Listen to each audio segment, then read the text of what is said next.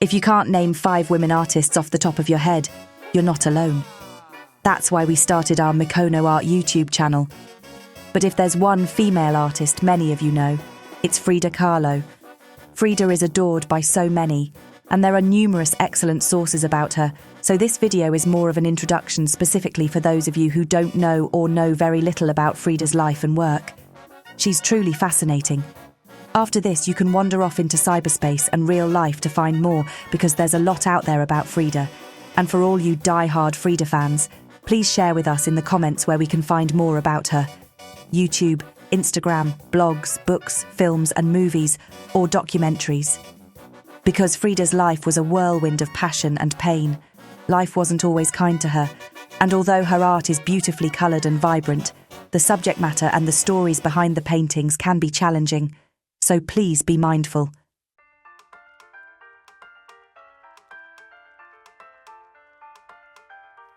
Frida's self-portraits are some of the most iconic and powerful works in art history. Frida's famous unibrow and facial hair have always gained a lot of attention. In 2018, a Frida Kahlo Barbie doll was released, but her doll doppelganger had just a few hairs above her nose at the brow line, probably to not scare away buyers. Rather silly when you think about it. But a Mexican judge ruled, not enough facial hair, blocking all sales of the Frida Kahlo Barbie doll in Mexico. Because Frida is Frida, and her look is iconic, I think Frida would have liked this ruling very much. If anyone from Mexico is watching, can you still not buy the Frida Kahlo Barbie doll there? I secretly hope not, because Frida embraced being different. Her sense of style was deeply personal and a form of self-expression. She used her clothing and accessories to show her cultural pride, personal identity, and artistic vision. She looks so cool, don't you think?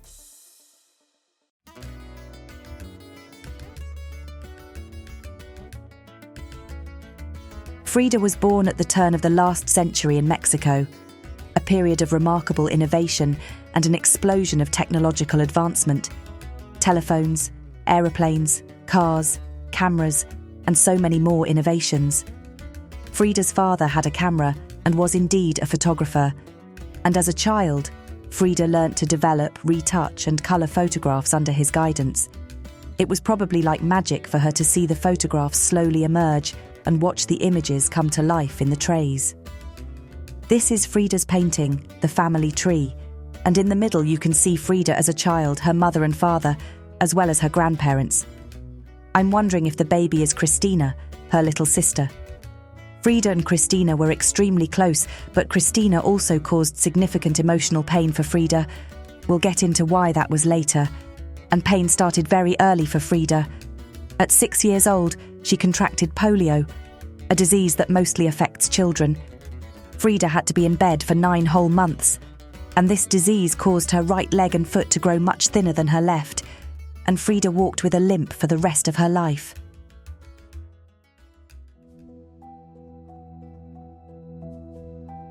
But Frida was a very resilient and bright child. She was one of only 35 girls in a school of 2,000 students. She wanted to become a doctor and took classes in biology, zoology and anatomy, which later influenced the realistic details in her paintings. One September day, when Frida was 18 years old, she was on a wooden bus with her friend Alejandro.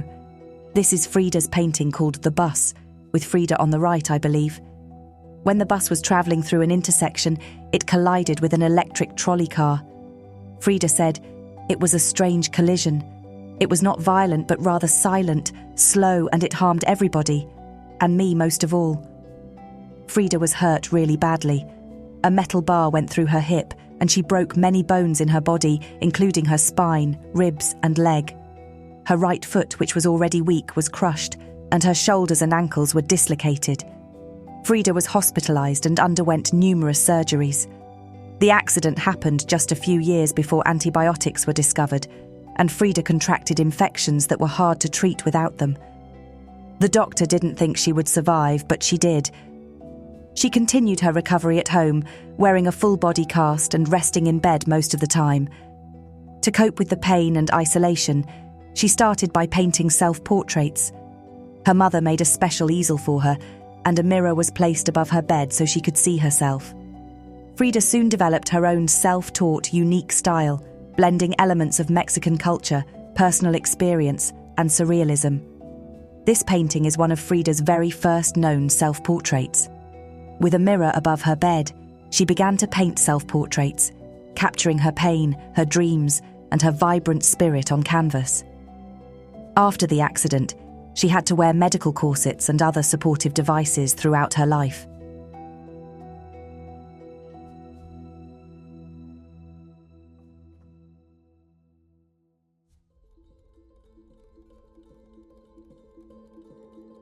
I love you more than my own skin. And even though you don't love me the same way, you love me anyway, don't you? And if you don't, I'll always have the hope that you do, and I'm satisfied with that. Love me a little. I adore you. Frida wrote about her deep, passionate love for Diego Rivera, a fellow well-established Mexican artist. Frida was only 15 years old when she first met Diego, who was working on a mural at her school. The initial meeting was brief, but Frida was absolutely mesmerized by him. 6 years later, she met him again. She was 21 years old and Diego was 41, and at the time a married man. Sparks flew, and this meeting kick-started a whirlwind of immense passion and emotional pain for Frida. They deeply loved each other, and they deeply hurt each other. They both had affairs, but the affair that pierced Frida with the most pain was when Diego had an affair with Frida's little sister, Cristina. I gasped when I learnt this. Frida made this painting called Memory the Heart that depicts the pain and anguish she experienced during and after the affair. But little by little, Frida forgave Cristina and they became close again. Diego wrote in his autobiography that, "If I ever loved a woman, the more I loved her, the more I wanted to hurt her."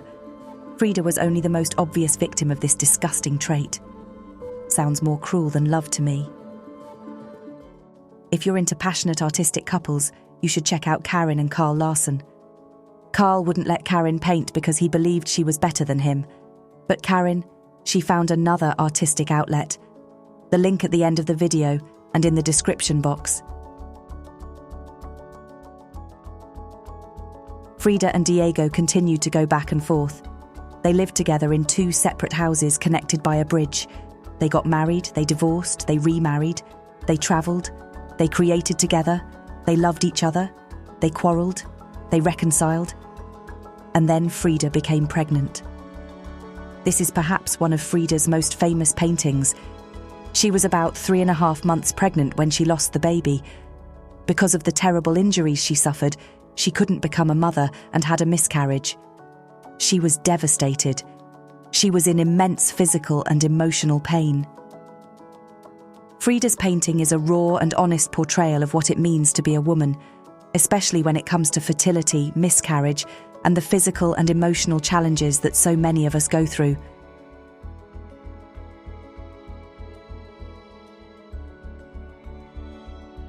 I think that because Frida was so authentic and real about her life struggles, she helps a lot of people through their pain and gives them a little bit of hope. We can identify with Frida. We can feel her through her paintings, and we can feel ourselves we're not alone. That's quite an accomplishment.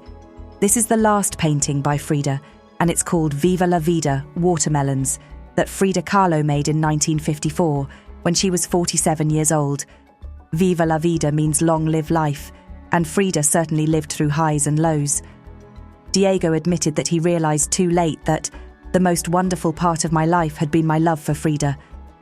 Both Diego and Frida's sister Cristina cared for Frida during her last days. Learning about Frida has been a little bit like being on an emotional roller coaster, but also healing, knowing I'm not alone in feeling a certain way or pain. As we said at the beginning of this video, this is just a snippet of Frida, her work, and her life. There's so much more for you to explore. We want to end this video with a quote from Frida.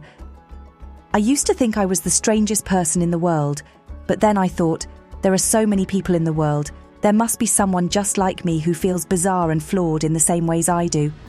I would imagine her, and imagine that she must be out there thinking of me too." I think we can all relate to that. We also welcome you to join our mission to make mikonoart an educational platform for girls, women, and anyone interested in women in the arts, so we can all confidently answer the simple question, Can you name 5 women artists? You're supporting our mission by subscribing, liking, commenting, and sharing our channel and videos. Or just give us an emoji in the comments. It'll help us a lot and encourage us to create more videos. Until next time, keep exploring the wonders of the artistic world.